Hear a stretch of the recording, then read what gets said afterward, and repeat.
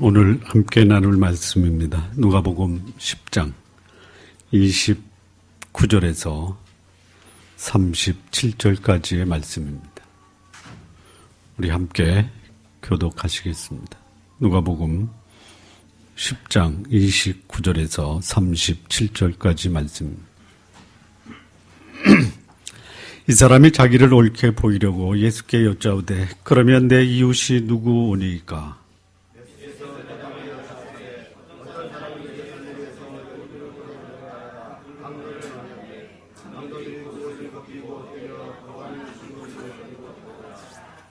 마침 한 제사장이 그 길로 내려가다가 그를 보고 피하여 지나가고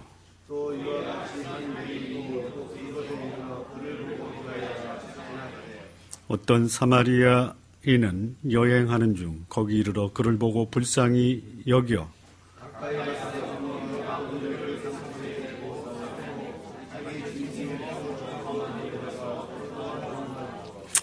이튿날에 데나리온 2를 내어 주막 주인에게 주며 가로되 이 사람을 돌보아 주라. 부비가 더 들면 내가 돌아올 때에 갚으리라 하였으니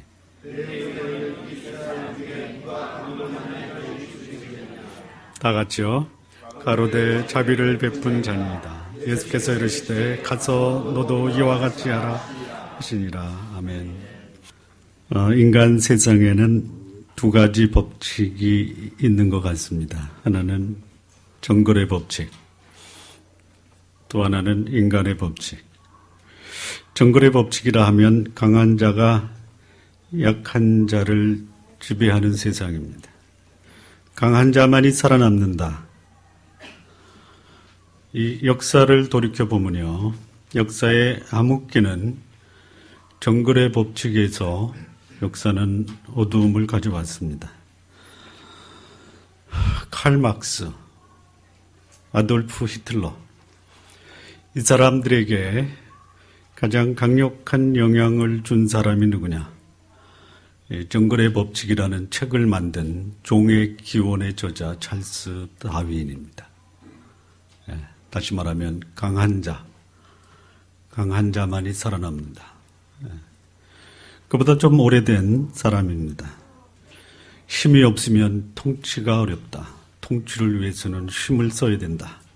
마키아벨리의 군주론입니다. 근데 이 반대로 인간 세상에는 그야말로 인간이 존중되는 인간의 법칙이 있습니다. 내 이웃을 내 몸과 같이 사랑하라. 자, 인간의 도리를 인간 통치의 최고의 덕으로 말씀한 분이 계십니다. 여러분이 잘 아는 공자님이십니다. 공자님이 세상을 다스리는 5가지 덕목을 말씀했죠. 혹시 아십니까? 인, 의, 예, 지, 신입니다. 물론 이 5가지 도리를 가지고 그는 상국, 한 나라의 최고의 재상입니다. 중국에서. 이 공자님은 중국 노나라의 상국이었습니다. 노나라가 어딘지 아십니까? 공자님의 출생지가 어딘지 아십니까? 모르시는구나. 산동성에 있고요. 곡부라고 하는 곳에서 출생했습니다. 태산 밑에 있는 도시입니다. 말 나온 김에 웃고 지나가겠습니다. 공자님의 묘비에는 아무런 글자가 없습니다. 혹시 왜 그런지 아십니까? 공자 앞에서 문자 쓰지 말아라. 자, 우리 시대가 약한 자를 지배하고 강한 자가 독식하는 사회로 변하고 있습니다. 다시 말하면 정글로 변하고 있습니다. 자, 예수님이 제자들을 둘씩 보내시면서 이런 말씀을 합니다. 내가 너희를 보냄을 어린 양을 이리떼 소굴에 보내는 것 같다. 이런 말씀을 했습니다.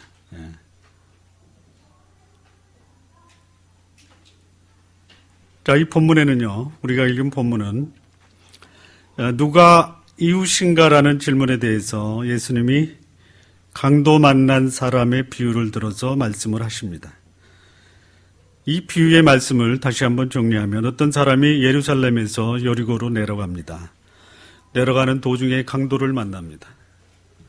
강도가 그 사람을 거반 죽게 만들고 도망가 버렸습니다. 그 길을 제사장이 지나갑니다. 레위인이 지나갑니다. 지나가다가 강도 만난 사람, 그래서 거반 죽게 된 사람을 봅니다. 그런데 이 제사장과 레위인은 강도 만난 사람을 보고도 외면하고 피하여 지나갑니다. 한편 사마리아 사람이 있습니다. 그 사람 그 길을 통해서 여행을 하고 있습니다. 거기서 그는 강도 만난 사람을 봅니다. 그냥 지나치지 않고 가서 보고 강도 만난 사람을 응급조치하고 마을로 들어가 입원시키고 자기 길을 떠나면서 강도 만난 사람의 뒷일까지 부탁하고 그리고 돌아와서 그 사람에게 들어간 비용을 지불하겠다 이렇게 말씀합니다. 이해하는데 어려움이 없죠. 자, 우리가 본문에서 함께 좀 더 깊이 묵상해야 될 내용들을 생각해 보겠습니다. 첫 번째는 강도 만난 사람을 우리는 우리 시대에 어떤 사람이라고 말할 수 있는가? 누가 강도 만난 우리 시대의 사람이냐? 두 번째는 오늘 우리 시대에 이 강도 같은 사람은 어떤 사람이냐? 세 번째, 제사장과 서기관은 왜 강도 만난 사람을 보고도 피하여 지나갔을까? 네 번째, 강도 만난 사람에게 필요한 사람은 어떤 사람인가요? 다섯 번째, 강도 만난 사람을 도와주고 자비를 베푼 이 사마리아 사람은 당시 유대인들에게 어떤 대접을 받았나요? 여섯 번째, 사마리아 사람이 베푼 자비의 특징은 무엇인가요? 그리고 마지막, 그렇다면 그 시대나 이 시대에 진정한 강도 만난 사람의 이웃은 누구인가요?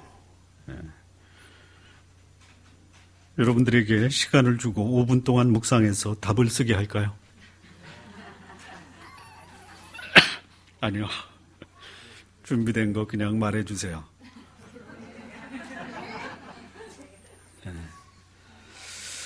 자, 이 시대에 강도 만난 사람은 누구인가? 여러분, 우리 시대에 강도 만난 사람은요, 억울하고 한이 쌓여있는 사람들입니다.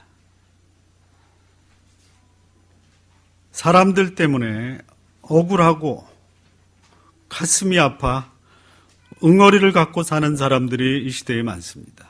그냥 그 사람들 강도 만난 사람이다 이렇게 보시면 됩니다. 여쭤보겠습니다. 한국과 일본을 비교할 때 어느 나라 사람이 한을 많이 갖고 살까요? 그렇습니까? 그래요? 일본 사람입니까? 여러분들이 한번 생각해 보시기 바랍니다. 한국과 일본의 차이를 보면요, 기독교 인구는 한국은 개신교, 천주교 포함해서 40%가 넘습니다. 일본은 기독교 인구가 얼마일까요? 0.4%입니다. 2003년도 대검찰청 보도자료입니다. 무고죄 인구 대비 한국이 일본에 비해서 4,151배가 높습니다. 무고죄 뭔지 아시죠? 죄 없는 사람 죄 있다고 검찰에 고발을 했는데 검찰에서 조사해 보니까 죄가 없는 거예요. 위증죄입니다. 671배입니다. 사기죄 17배입니다. 근데 이거를 2010년도에 조선일보에 난 기사입니다. 2010년도에 조선일보에 난 기사는 2007년도에 나온 대검찰청 자료를 기인한 겁니다. 그 헤드라인이 뭐냐면 거짓말 천국으로부터 빠져나가자. 이게 보도 제목입니다. 2007년도 일본은 위증죄로 9명이 기소가 됩니다. 한국은 1,544명이 기소가 됩니다. 무고죄, 일본은 10명이 기소가 되고 한국은 2171명이 기소가 됩니다. 인구 대비로 보면요, 위증죄는 857배, 무고죄는 1085배입니다. 자, 그렇다면 어느 나라가 한이 맺히고 억울하고 응어리가 많을까요? 한국이 많습니다.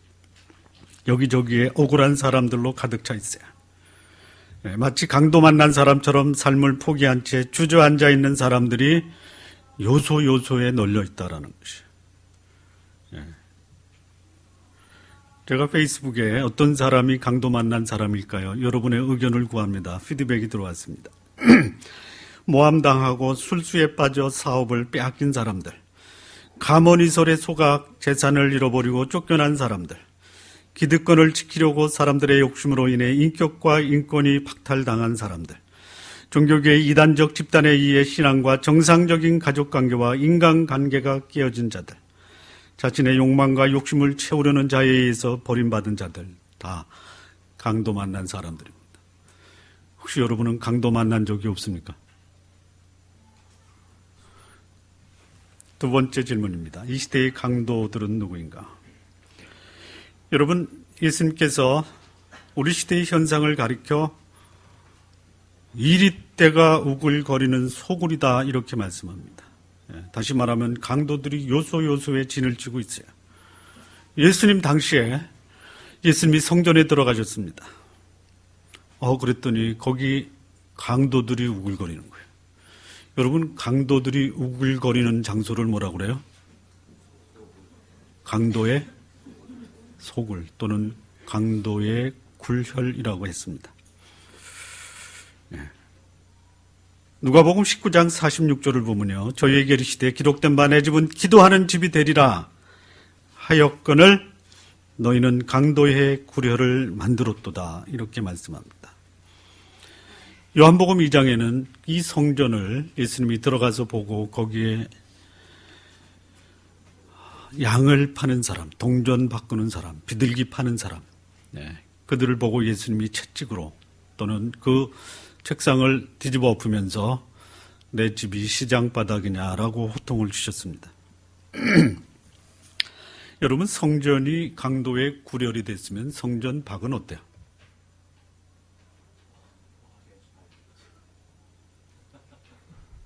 성전이 강도의 속을 때가 됐다면 성전 밖은 안전하죠. 오히려 그냥 성전에서 튀어나갑니다. 바뀌어졌어요. 왜 성전이 강도의 굴혈이 됐느냐 혹시 아십니까? 여러분, 성전은요, 두 가지 행사가 벌어집니다. 회개의 장소와 감사의 장소입니다. 회개할 때 그냥 회개하지 않고요, 짐승을 잡아서 내 대신 죽입니다. 제가 죽겠습니다. 저는 죽일 놈입니다. 이겁니다. 근데 내가 죽을 수가 없으니까 대신 짐승을 잡아서 내 대신 죽입니다. 또 하나는 제가 지금까지 산 것은 다 당신의 은혜고 감사 때문입니다. 그래서 그 속죄와 감사의 제물을 드립니다. 드릴 때 조건이 하나 있습니다. 어떤 제물을 드려야 되느냐? 흠 없는 제물을 드려야 됩니다. 그런데 그 당시 흠 없는 제물의 기준이 뭡니까? 누가 정해요? 제사장이 정합니다. 그래서 흠이 있느냐 없느냐의 기준이 뭐냐? 가지고 온 것이냐 성전에서 산 것이냐. 가지고 온 것은 무조건 뭐예요? 흠이 있어요. 제사 제물로 드릴 수가 없어요. 그 짐승이 흠이 있든 없든 그 동물을 성전 안에서 잡으면 뭐해? 흠이 없는 거예요. 그런데요, 그 짐승의 가격이 달라요. 밖에서 살면은 예를 들어서 10만 원인데 성전 안에서 살면 흠이 없다라는 이유로 100만 원을 받는 거예요. 이 제사장이 밖에서 얼마에 사올까요? 사올까요? 아니면은 장사꾼한테 갖다 달라고 할까요? 얼마에? 그리고 얼마에 팔아요? 그걸 뭐라고 그래요? 강도라고 하는 거예요. 강도. 무슨 강도? 날강도. 허가받은 강도. 허가받은 강도. 성전에 제사하러 들어오는 그 유대인들에게 그 재물을 성전 안에서만 사게 하고 부당한 이득을 취하면서 제사하러 오는 사람들에게 물질적 손해를 끼친 것. 그렇다면 누가 강도입니까? 자기의 이익을 위해서 사람들을 희생시키고 원통하게 만드는 사람들이. 오늘 우리 시대의 강도들이 누굽니까? 예? 누구예요? 누굽니까? 예? 뒷골목 상권을 황폐화시키는 재벌 강도 아닙니까? 반응을 보여주시오. 공권력을 동원해서 그 삶의 터전을 빼앗아가는 자들 강도 아닙니까? 사회 문화의 영역에서 인간의 삶의 수준을 높인다고 도덕적, 의식적 오염시키는 사람들 강도 아닙니까? 제가 여러분에게 질문하고 있잖아요. 역시 제가 페이스북을 통해서 피드백을 받았습니다.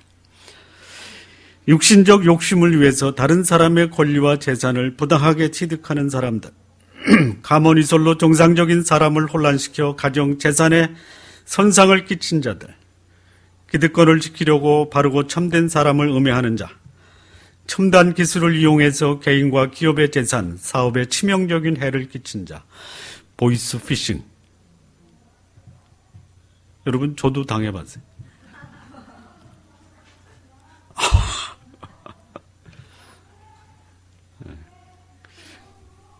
근데 지나고 나니까 하나님이 그 당한 것에 여러 배를 더 주셨습니다. 그 보이스피싱 한 사람을 축복했거든요. 비성경적 교리나 권위로 순박한 교인들의 재산을 헌금하도록 강요하는 종교 지도자들.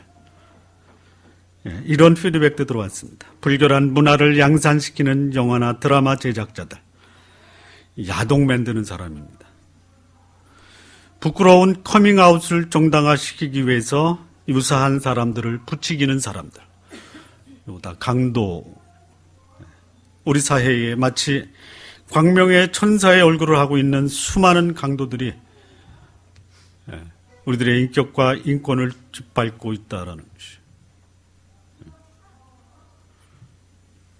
자, 세 번째 질문입니다. 강도 만난 자를 만난 이 제사장과 레위는 왜 그냥 보고 지나쳤을까요? 왜 그랬을까요? 이유가 있습니다. 이유. 정당한 이유도 있고요. 부당한 이유도 있습니다. 그런데 정당한 이유는 사실상 변명입니다. 변명. 정당한 이유. 그래도 정당하다라고 볼 수 있는 이유. 첫 번째 뭐냐면요. 이 종교 지도자들은요. 죽은 자를 만지면 안 됩니다. 레위기 21장 11절을 보면요. 이 제사장들에게 한 말입니다. 어떤 시체에든지 가까이 말지니 부모로 인하여도 더러워지게 말라. 이렇게 말씀되어 있습니다. 이 성직자들은요, 당시에 이 죽은 자의 시체를 만지는 것이 금지되어 있어요. 근데 여기 지금 거반 죽어가고 있는 마치 죽은 시체와도 같은 사람이 어떻게 해야 돼요? 만져야 돼요? 말아야 돼요? 만지면 안 됩니다. 안 된다고 했잖아요. 어쩐 시체든지 가까이 하지 말지니 부모로 인하여도 더러워지게 말라라고 하는 것이 제사장들이 시체에 손을 대지 못하는 이유예요. 그런데 거기 죽어가고 있어요. 이 첫 번째 이유입니다. 두 번째 이유는요. 왜 제사장과 레위인이 예루살렘에서 여리고로 내려갔을까? 왜 내려갔을까요? 여리고에 뭐가 있길래 제사장이 예루살렘에 머물러 있어야지 왜 예루살렘에서 여리고로 갔을까요? 왜 갔을까요? 묻지 말고 빨리 답하라.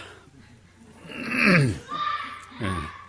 여리고에는요, 당시에 통치자였던 헤롯의 궁궐이 있었습니다. 예루살렘 말고 제2의 별장이 있었습니다. 여러분, 임금이 거기 있으니까 사회 지도층이 가끔 어디 가야 돼요? 거기 가야 되는 거예요. 그래서 많은 관리들이나 종교 지도자들이 여리고에 내려가서 헤롯과 가까운 친분을 맺으려고 애를 썼다라는 것이에요. 그래서 그 이후로 이 제사장과 레위인이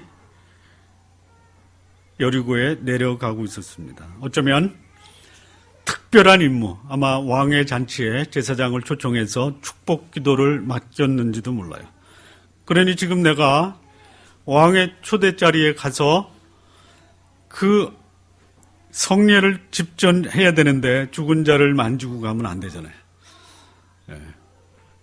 그래서 제사장과 레위인이 그냥 지나쳤던 것으로 이해가 됩니다. 그런데 이거는 변명이지 정당하지가 않습니다. 그럼 왜 그냥 지나쳤을까? 부당한 이유입니다.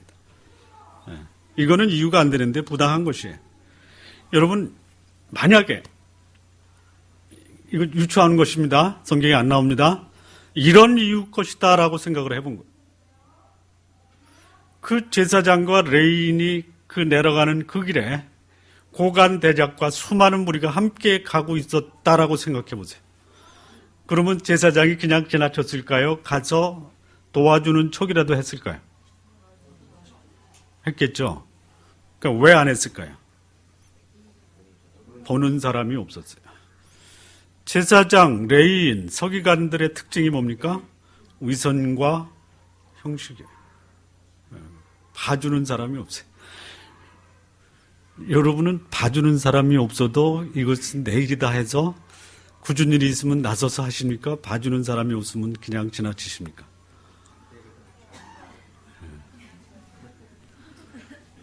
자, 왜 또 이 제사장과 서기관들이 그냥 지나쳤을까? 부당한 이유 두 번째입니다. 도와주면은 자기한테 돌아올 것이 있다. 할까요, 안 할까요? 여기 제사장과 서기관은 철저한 이기주의와 실용주의 차원에서 사람을 대하는 것이에요. 자기에게 돌아올 실익이 없다라는 것이에요. 손해보기 싫다 이거예요. 어떤 목사가 그런 얘기해요. 담임 목사가 100만 원 주는 성도를 신방해야 되냐, 10만 원 헌금하는 성도를 신방해야 되느냐. 누구를 신방해야 돼요? 아니에요. 헌금 내고 싶어도 못 내는 사람을 신방해야 돼요. 그래서 제가 인상을 팍 쓰면서 목사님, 헌금 내고 싶어도 못 내는 사람 신방 가십시오. 그랬더니 얼굴이 변하는 거예요. 자, 세 번째는요. 사람을 돕고 싶은 마음이 없었다라는 것이에요. 사람을 수단으로 생각했지 목적으로 생각하지 않은 것이에요. 그러니까 그 사람 돕는 게 귀찮고 가기 싫은 거예요. 이게 이유입니다.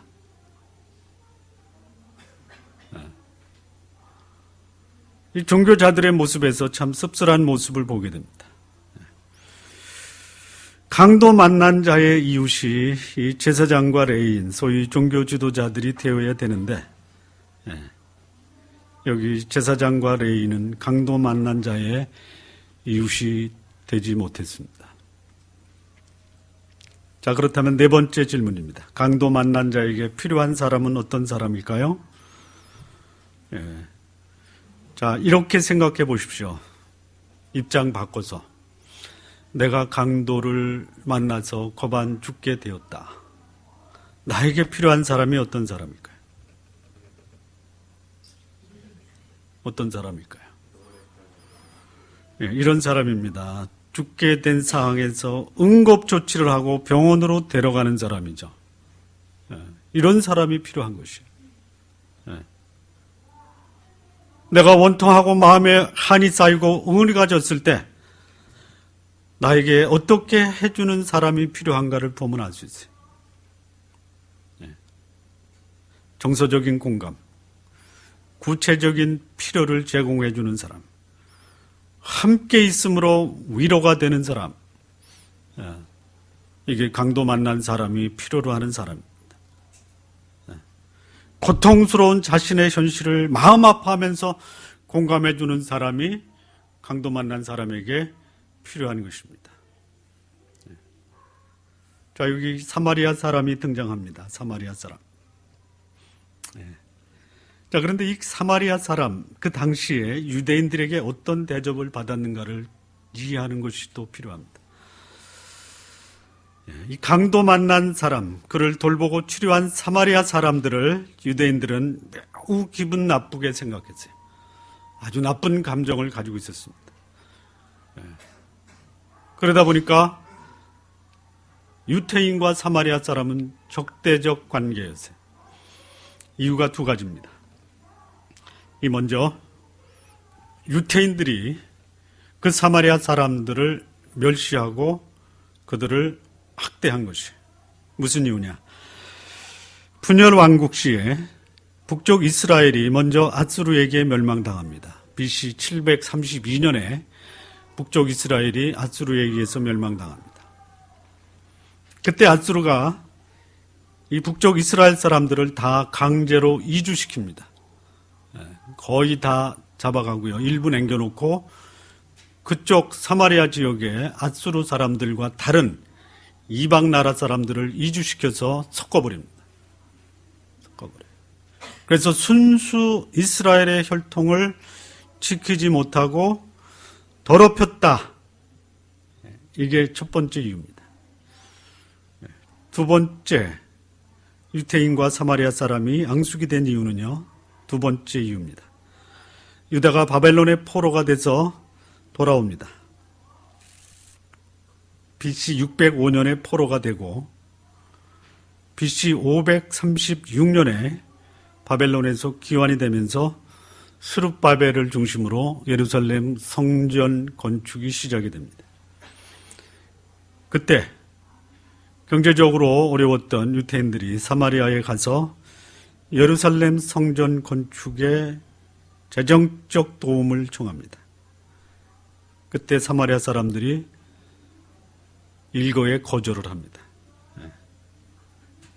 자, 이런 이유로 사마리아 사람과 유태인들은 앙숙이 되고 유태인이 사마리아에 들어가면요 암암리에 그야말로 강도처럼 돌변하고요 때로는 사람을 죽이기도 합니다. 그래서 상종을 안 하는 것이에요.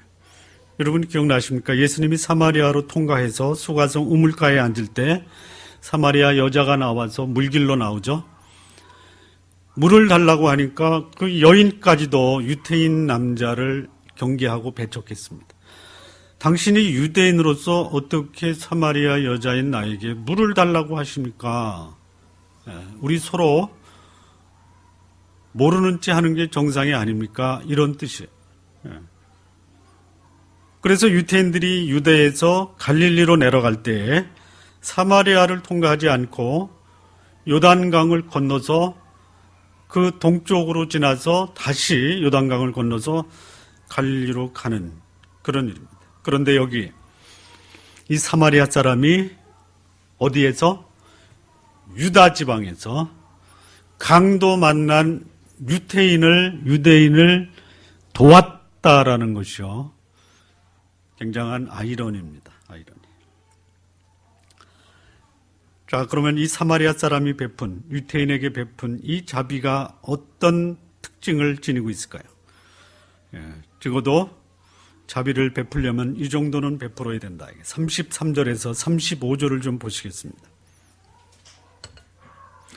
어떤 사마리아 사람은 여행하는 중에 거기 이르러 그를 보고 불쌍히 여겨 가까이 가서 기름과 포도주를 그 상처에 붓고 싸매고 자기 짐승에 태워 주막으로 데리고 가서 돌보아 주고 이튿날에 데나리온 둘을 내어 주막 주인에게 주며 가로되 이 사람을 돌보아 주라. 부비가 더 들면 내가 돌아올 때에 갚으리라 하였으니. 예. 자, 여기 본문 사마리아 사람은요, 예루살렘에서 여리고로 내려가는 여행 중에 있었던 사람입니다. 아마도 사업차 여행을 하던 중이었던 것 같습니다. 전혀 환영받지 못하는 사람이 목숨을 걸고 유다 지방에 들어왔어요. 예, 여러분 돈 되는 곳이라면 다 가죠? 그렇죠? 모르시나 보네. 예, 전쟁 중에도 비즈니스는 이루어진다. 예, 여기 사마리아 사람은 목숨을 걸고 비즈니스 차원에서 여행을 했던 것 같아요. 그러다 보니까 이 사마리아 사람이 강도 만난 사람을 도와줬지만 중간에 다른 사정으로 인해서 이 강도 만난 사람을 여관에 두고 그 여관집 주인에게 치료와 보호를 요청한 것이에요. 여기 사마리아 사람이 보여준 이 자비의 특징을 보면요. 첫째, 여기 보았다라고 합니다. 강도 만난 사람을 보고, 이거는 지나가다가 인기척이 있어서 그냥 보였다가 아니고요. 그 인기척 앞에 가서 자세히 살피고 어떤 상태인지 파악하다, 이런 뜻입니다. 자비라는 것은요, 상대의 상태를 정확히 파악하면서 시작되는 것입니다. 무엇이 필요한지, 어떤 상황인지를 보는 것 없이, 야, 내가 이번에 누군가를 돕는데 너 돈 좀 대. 그 돈을 그 사람이 기대하는 것 이상으로 주었다. 그거는 어쩌면요, 자비가 아닙니다. 돈 자랑하는 겁니다. 자기의 입장에서 내가 이 정도 하면 되겠지가 아니라 상대방의 입장에서 그의 상태를 파악하고 살피는 것이 자비의 첫 번째 단계입니다. 자, 두 번째입니다. 가서 보고 불쌍히 여겨, 이렇게 되어 있습니다. 불쌍히 여겨. 예, 이 불쌍히 여긴다라는 것은 이겁니다. 가서 강도 만난 사람을 봤어요. 여러분, 그 강도 만난 사람이 나하고 상관없는 사람이죠. 그래서 가서 봤어요. 그런데 그 사람이 내 가족이요. 어떻게 하시겠어요? 그게 내 아들이고 내 딸이요. 어떻게 하시겠어요? 그때 보여주는 그 상태가 뭐냐? 불쌍히 여긴다라는 거예요. 여러분, 이 불쌍히 여긴다라는 단어가 어려운 말 좀 하나 쓰겠습니다. 헬라어입니다. 스플랑크니 조마이아, 이겁니다. 어렵죠? 그냥 스치고 지나가세요.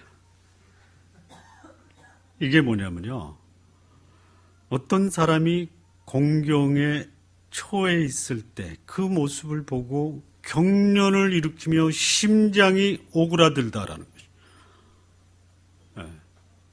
이게 불쌍히 여긴다라는 거예요. 이 사마리아 사람이 강도 만난 사람을 보고 이 사람이 마치 내 가족의 한 사람인 것처럼 그 모습을 보고 그야말로 그냥 어쩔 줄, 그냥 여러분, 내 가족이 지금 그런 사정을 겪었다. 어떻겠어요? 경련을 일으키면서 이 가슴이 오그라들면서 그냥 뭐 하는 거예요?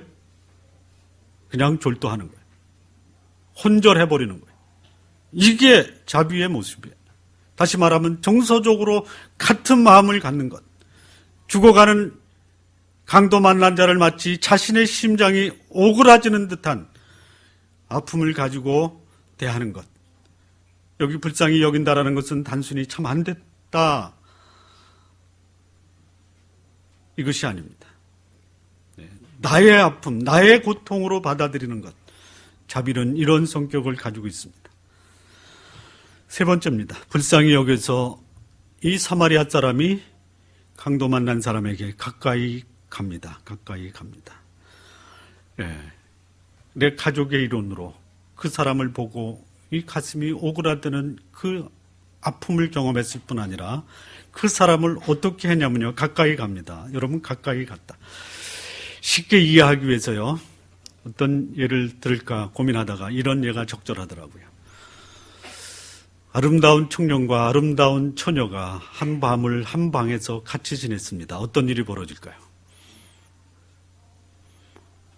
전혀 모르는 것처럼. 이 가까이 간다라는 것은요, 세 가지 의미가 있습니다. 중요한 일에 전념하다, 중요한 거래를 하다, 사랑하는 여인과 관계를 맺다, 이런 뜻이 있습니다. 이 사마리아 사람은 강도 만난 사람을 마치 이것은 나의 소중한 임무다. 여기에 전념해야 되겠다. 이거는 나의 비즈니스다. 비즈니스, 이보다 더 중요한 비즈니스가 없다. 그리고 이 사람은 나의 사랑하는 연인이다. 이렇게 생각한 것이에요. 여러분 그렇게까지 할 필요가 없어도요. 그런 마음을 한번 가져보세요. 강도 만난 사람을 향해서 이런 심정을 가지십시오. 이 사마리아 사람, 강도 만난 사람 다가갈 때 호기심 차원에서 다가간 것이 아니에요. 그 사람에게 전념하기 위해서 다녀간 것입니다. 마치 커다란 비즈니스를 처리하듯 진지하게 다가간 것이.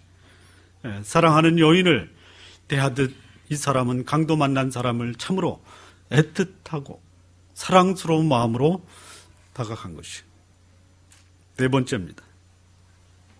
상처에 기름과 포도주를 붓고 싸매었다라고 합니다. 실질적인 필요를 제공해 준 것이에요. 여기 기름이 나옵니다. 기름은 뭐 하는 거냐면요. 상처 맞아서 이 피부 색깔이 다 벗겨졌으니까요. 거반 죽게 됐으니까요. 썩을 수가 있어요. 그래서 이 기름은 방부제입니다. 방부제. 더 이상 피부가 상하지 않고 악화되지 않도록 치료해 줬습니다. 포도주가 나옵니다. 뭡니까? 이 상처를 통해서 다른 견이 들어가서 화병증에 걸릴 것을 치료하는 살균제 역할을 합니다.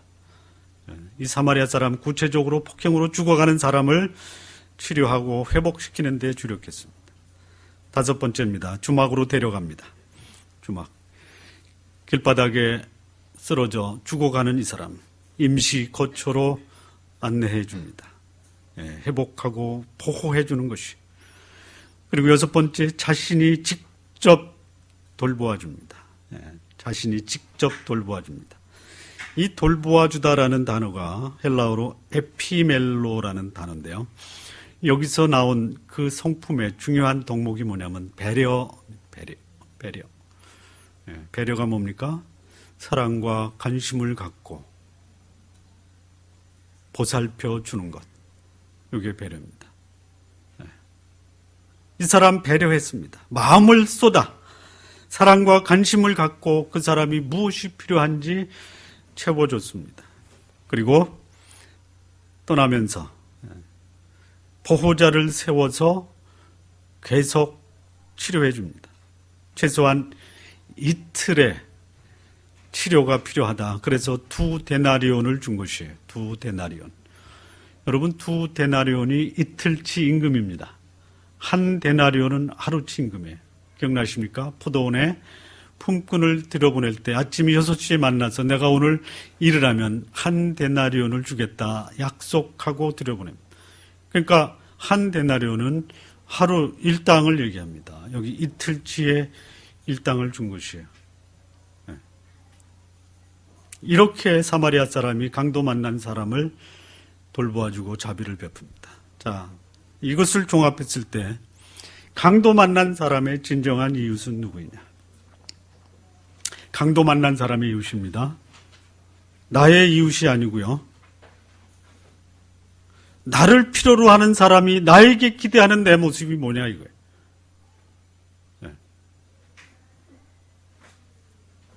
사람들이 원하는 진정한 이웃으로서의 나는 어떤 모습을 가져야 되느냐라는 것이.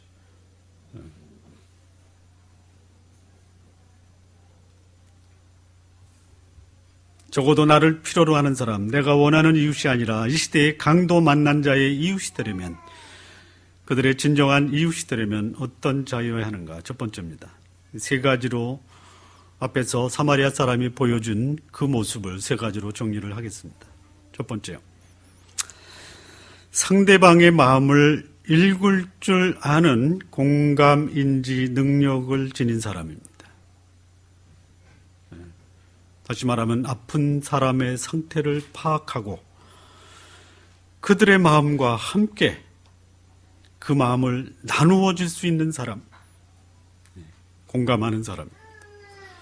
여러분, 이 시대에 강도 만난 사람이 강도 만났다라는 것보다 더 고통스러운 건지 뭔지 아세요? 내 아픔을 알아주는 사람이 없다라는 거예요. 여러분, 강도 만난 그 고통보다 더 고통스러운 것이 뭐냐? 나를 외면하고 있다라는 거예요. 강도는 만나도 나를 공감해 줄 수 있는 같은 아픔을 느끼는 사람이 내 주변에 있다면요, 고통스럽지만 견딜만 한 것이에요. 왜 불을 지르고 군신을 합니까? 이 고통에 대해서 수많은 사람들이 외면하고 있는 것이에요. 여러분, 외면하지 마십시오. 나를 필요로 하는 이웃이 나의 도움을 청한다면요, 외면하지 마십시오. 내가 직접적인 물질적 필요를 채울 수 있는 능력은 없어도 그들과 함께 가슴 아파하고 마음 아파하고 함께 있어주는 그 공감을 해줄 수 있는 삶은 살 수 있지 않습니까? 마음이 없는 도움보다 오히려 도울 수 없는 마음, 그럼에도 불구하고 함께 그 아픔을 나눌 수 있는 사람이라면 오히려 그들에게 우리는 이웃이 될 수가 있는 것이. 진정한 이웃이 누구냐? 마음을 함께 할 수 있는 공감의 사람입니다. 두 번째입니다. 두 번째. 누가 이 시대의 진정한 이웃이냐? 사람을 무엇보다도 귀하게 여기는 사람이에요. 내 비즈니스보다, 내 물질보다, 그 상처당하고 강도 만난 사람이 내 물질, 비즈니스보다 훨씬 중요하게 여기는 사람. 그래서 내가 가진 것으로 할 수만 있다면 그의 필요를 채워줄 수 있는 사람, 그 사람이 이 시대의 필요로 하는 진정한 이웃입니다.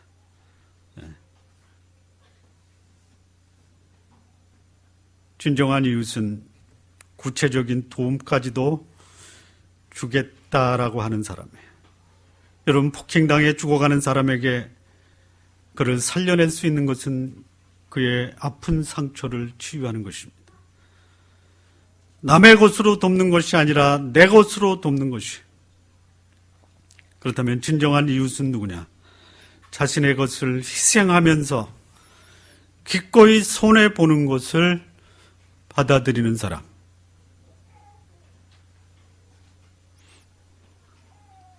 내가 다른 사람의 진정한 이웃이 되기를 원한다면요, 죽어가는 사람 살아나도록 하기 위해서 기꺼이 손해와 또 기꺼이 그 피해를 감당하겠다라고 다짐하셔야 됩니다. 자, 세 번째입니다. 세 번째. 누가 이 시대의 진정한 강도 만난 사람의 이웃이냐? 다른 사람의 문제를 나의 문제로 다룰 줄 아는 사람이에요. 남의 문제라고 보고 대충 하는 것이 아니라 내 문제 완벽하게 해결될 때까지 끝까지 책임지는 사람, 이 사람이 이 시대의 강도 만난 사람의 이웃입니다. 자비는 일회성이 아닙니다. 일회성이 아닙니다. 계절적 행사도 아닙니다. 일단 나에게 그런 부담이 있으면 끝까지 마무리를 지어야 됩니다. 생색내기 위한 돌봄도 아닙니다. 상대의 상태가 완전히 회복될 때까지 도와야 됩니다. 진정한 이웃은 자신을 희생하고 포기하는 마음을 각오할 수 있어야 됩니다. 결론입니다. 결론. 이 시대에 우리가 사는 오늘날 수많은 강도 맞는 사람, 억울하고 한이 맺히고 웅어리가 진 사람들, 그들이 찾고 있는 이웃은 누구입니까? 정리합니다. 첫 번째, 다른 사람의 아픔을 나의 아픔으로 공감하는 사람입니다. 두 번째, 사람들을 나 자신처럼 귀하게 여길 수 있는 사람입니다. 세 번째, 남의 문제를 자신의 문제처럼 끝까지 책임지는 사람. 그 사람이 이 시대에 강도 만난 사람들의 진정한 이웃이 되는 것입니다. 우리 성도 여러분, 여러분의 모습, 여러분을 필요로 하는 여러분의 이웃에게 여러분이 이웃으로 다가가시기 바랍니다. 나의 모습이 여기 사마리아 사람처럼 이 시대에 강도 만난 사람의 참으로 필요한 그런 이웃이 될 수 있도록 하나님의 도우심을 구하시기를 바랍니다. 기도하시겠습니다. 시간 우리 함께 기도하는 시간을 갖겠습니다. 지금까지 우리 주변에 얼마나 많은 강도 만든 사람이 있었는지 그 사실조차 모르고 외면했던 우리 자신을 하나님 앞에 반성하고 회개하고 성찰하는 기도를 드렸으면 좋겠습니다. 그리고 혹시 내가 여기 여리고 길에 강도로 돌변했던 적은 없었는지,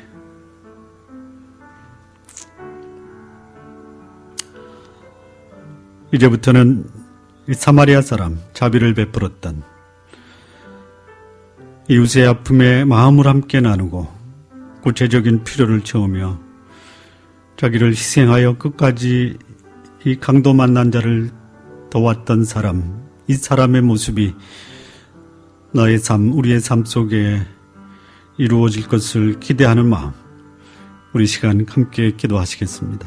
하나님 아버지, 우리 시대의 강도 만난 사람, 그들을 향해서 여기 사마리아 사람이 보여주었던 긍휼의 마음, 자비의 마음, 그 강도 만난 사람이 내 가족이 될 수 있다라는 그 마음으로 우리 시대에 나의 도움을 필요로 하는 사람에게 다가가게 해 주옵소서.